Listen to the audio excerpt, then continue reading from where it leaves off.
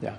You mentioned those outages last year. Air traffic controllers say they raised concerns about the stability of the system back then, and that the FAA did not take their concerns as seriously as it obviously is now.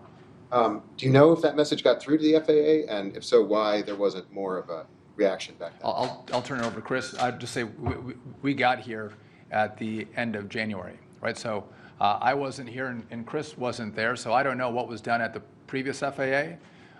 But we almost in very short order after the DCA air crash, we started working on the plan that we rolled out a couple weeks ago, knowing that this complete build had to be done. And so I can't speak to the last administration. I don't know if you have any information on that, or I would just echo what the Secretary said. Clearly, something wasn't going right when we experienced these outages.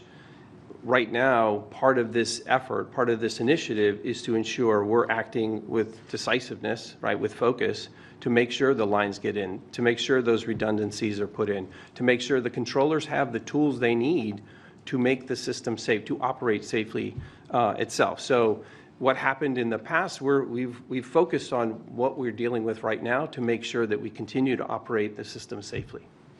And just I would note that the FENS contract, which in part is to build out the fiber telecom, that contract, so you all see what the system is right now with copper wires. That contract was not over the course of 1 year or 5 years. It was over the course of 15 years. The last administration signed a 15-year contract to upgrade the telecom. We need it now. It shows how there was not a focus on the true issues that the FAA was facing. And again, we now see it, and we are not going to pass the buck. We're actually going to fix it. We're going to do the work to make sure that we do have a state-of-the-art air traffic control system. But this should not be a surprise to anybody from the last administration. Watchdog groups have even told them multiple times, you have a real issue with your air traffic control system. Fix it. Outages in Newark.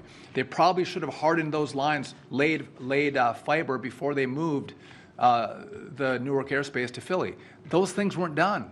But that's looking back. We're looking forward and talking about what's necessary to fix it. And again, I'm proud of the partnership from Verizon that they've laid that line as quickly as they have.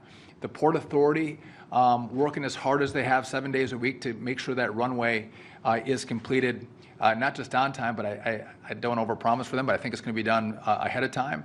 Really important. And so we're taking this challenge on full-heartedly, and again, we're going to do our part to deliver. We need Congress to do their part to help us deliver for the American people. I think you do. Yes.